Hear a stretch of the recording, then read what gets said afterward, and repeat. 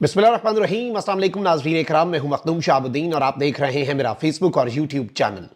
उम्मीद करता हूं आप सब लोग बखैर वाफियत होंगे और जहां भी होंगे अपने अहले खाना समेत खुश भी होंगे और महफूज भी। नाज़रीन इकराम, इय्याका नअबुदु व इय्याका नस्तईन। ऐ अल्लाह, हम तेरी इबादत करते हैं और तुझसे ही मदद मांगते हैं। आज 18 मार्च 2025 मंगल का दिन है।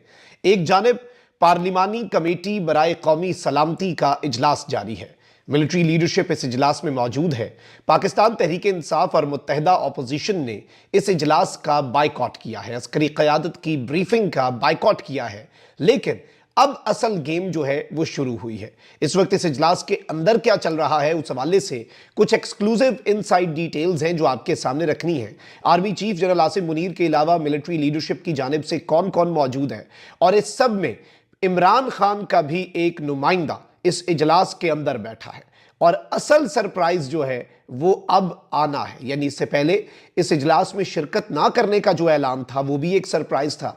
लेकिन कप्तान की टीम का जो असल सरप्राइज है वो अब आएगा, क्योंकि खिलाड़ियों ने एक लंबा छक्का लगाने का आज मंसूबा बनाया है। और कौमी सलामती कमेटी का इजलास जो है वो यूं लग रहा है कि इस निज़ाम पर और इस हुकूमत पर भारी पड़ गया है। एक जानिब ये डेवलपमेंट्स हैं तो वहीं दूसरी जानिब नवाज शरीफ लुट गया।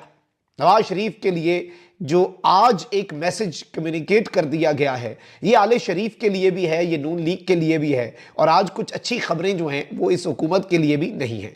अडियाला जेल से भी बड़ी ब्रेकिंग न्यूज़ आ गई है। यानी एक जानिब तो ये इजलास चल रहा है तो वहीं दूसरी जानिब अडियाला में कैदी नंबर 804 की जेरे सदारत भी एक इजलास चल रहा है साइमल्टेनियसली।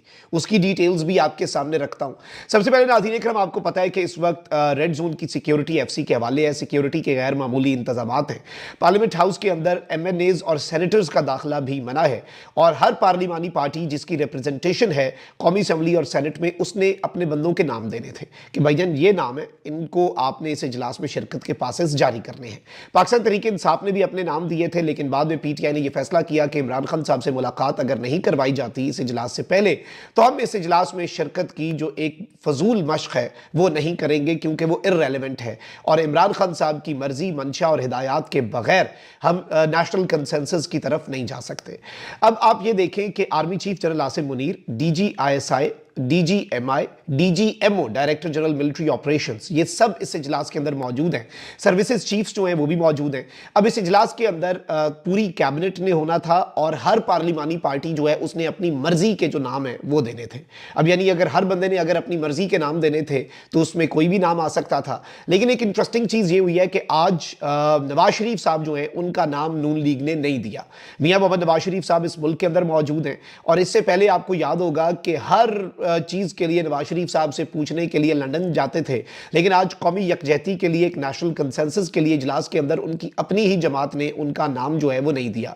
अच्छा, वज़ीर आला पंजाब मरीम नवाज भी आई हैं। चारों सूबों के जो वज़राए आला हैं वो इस इजलास के अंदर शिरकत कर रहे हैं, इंक्लूडिंग अली अमीन गंडापुर। मैं उस मामले पर आता हूँ कि गंडापुर क्या सरप्राइज देगा। चारों सूबों के वज़राए आला, चारों सूबों के जो चीफ सेक्रेटरीज हैं, चारों सूबों के आईजीज जो हैं वो भी इस इजलास के अंदर शिरकत कर रहे हैं। मरीम नवाज शरीफ साहिबा लाहौर से हेलीकॉप्टर पर खुसूसी परवाज भरती हैं।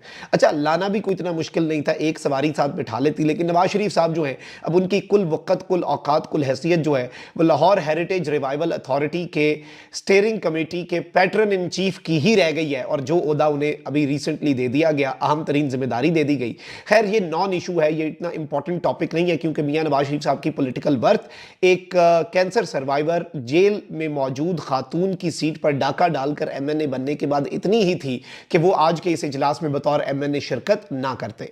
अब नाज़रीन इकराम, अली अमीन गंडापुर जो हैं उनके हवाले से सियासी कमेटी ने यह फैसला किया कि since he is the CM, वो चीफ मिनिस्टर हैं, सिर्फ उनका ताल्लुक एक सियासी जमात से नहीं, वो दहशतगर्दी से मुतासरा 2 सूबे जो हैं उनमें से एक सूबे के चीफ एग्जीक्यूटिव हैं। अफगान बॉर्डर के मामला जो है वो डायरेक्टली, तो इसमें कोई यूनानिमस डिसीजन ना हो जाए। अच्छा, एक चीज़ याद रखिएगा कि अब सिस्टम ये चाहता है कि एक बहुत बड़ा ऑपरेशन हो और उस ऑपरेशन से पहले तमाम सियासी जमातों को एतमाद में लिया जाए। अच्छा, एक तो ये इररेलेवेंट हो गया इजलास। अच्छा, इसमें एक और चीज़ ये हुई, नवाज शरीफ साहब तो इनवाइट नहीं हुए। मोहसिन नकवी साहब जो कहते थे कि बलूचिस्तान में दहशतगर्द एक SHO की मार है, Mohsin Naqvi was invited but he didn't come. कहा यह जा रहा है वो मुल्क से बाहर है, उनकी तबीयत भी नासाज है, वो शाम को आएंगे। यानी ये इजलास इतना गैर अहम हो चुका।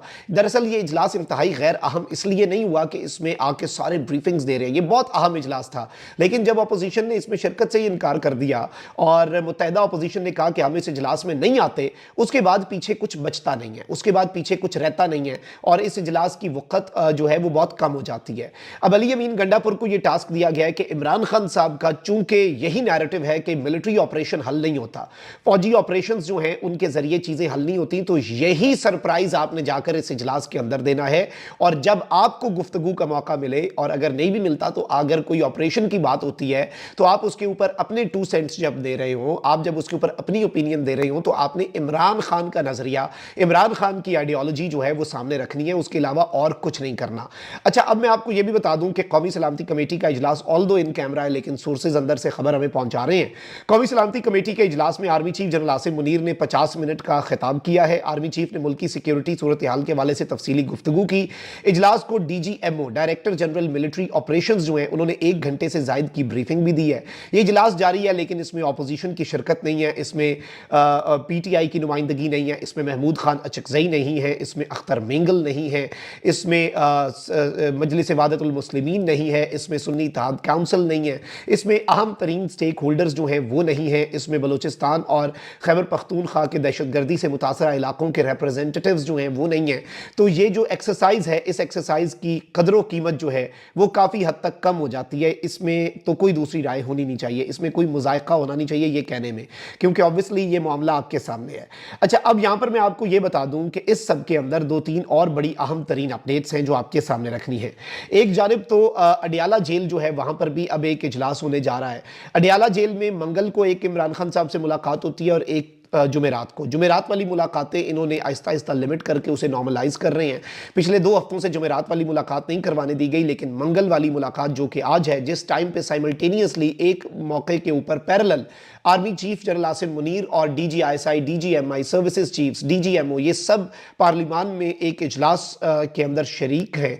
और अपोजिशन जो है, आप ये देखें कि वजह और क्या है इस इजलास के बाइकआउट की। वजह सिर्फ एक है, कैदी नंबर 804। यानी आपको एक नेशनल कंसेंसस के रास्ते पे अगर गामजन होना है तो वो रास्ता अडियाला जेल के कैदी नंबर 804 के सेल से होकर गुजरेगा, वरना नहीं होगा। ये ऑपोजिशन ने वैसे ही दे दिया। सुबह जो प्रेस कॉन्फ्रेंस हुई वो आपके सामने, मैंने आपको रात को ही खबर दे दी थी सहरी के टाइम पे कि ये प्रेस कॉन्फ्रेंस भी होनी है और ये डिसीजन है, क्योंकि मैं रात पूरी इनके साथ राब्ते में था, PTI लीडरशिप के साथ, और ये कोई 2-3 बजे इजलास खत्म हुआ था जिसमें फैसला हुआ था पहले आने का, बाद में हुआ कि हम नहीं जाएंगे। अब यहाँ पर आम तरीन चीज़ यह है कि अडियाला जेल के अंदर अलीमा खान और फैमिली तो पहुंचे हैं, लेकिन अब सलमान अकरम राजा भी पहुंच चुके हैं, बैरिस्टर गौहर भी पहुंच चुके हैं। इवन इमरान खान बड़ा ट्रस्ट करते हैं आजम सवाती के ऊपर। इससे पहले आपको याद होगा कि एक आगे करवाना था एहतजाज, आजम सवाती को सुबह सुबह दरवाजे खोलकर अंदर भेजा गया। तो अब एक और इजलास, एक जानिब तो पाकिस्तान तहरीक इंसाफ ने इस पार्लिमानी कौमी सलामती कमेटी के इजलास के बाद बुलाया हुआ है, तो वहीं दूसरी जानिब एक इजलास जो है वो अडियाला जेल में भी होगा और इमरान खान साहब जो हैं वो उसकी सदारत करेंगे और इमरान खान साहब जो हिदायत देंगे, ऑब्वियसली विदाउट डाउट। देखिए, पार्टी के अंदर डिसएग्रीमेंट था, बैरिस्टर गौर ने अभी भी ये स्टेटमेंट दे दिया है कि जी मैं तो ये कह रहा था कि इख्तलाफात से हटकर हमें एक होना पड़ेगा, मेरी जाती ख्वाहिश थी कि हम इस इजलास के अंदर जाते, लेकिन पार्टी ने जो फैसला किया वो मेरे सर आंखों पर है, वो मैंने मानना है।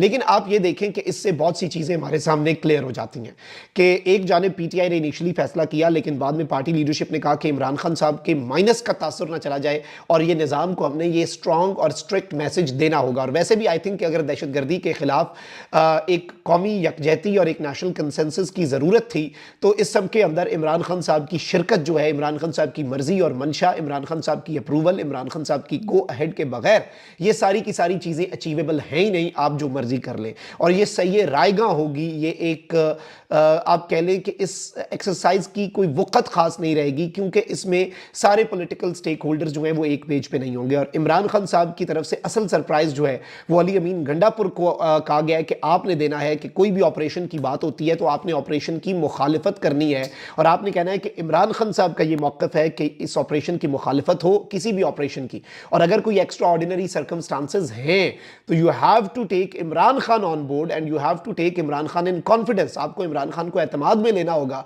और फिर इमरान खान जो कहेगा, इमरान खान जो स्टेटमेंट जारी करेगा, वही चीज़ आगे उसी तरीके से बढ़ के आगे हम अपनी पॉलिसी जो है वो उस हवाले से चेंज भी करनी हुई तो वो इमरान खान के पास इख्तियार है।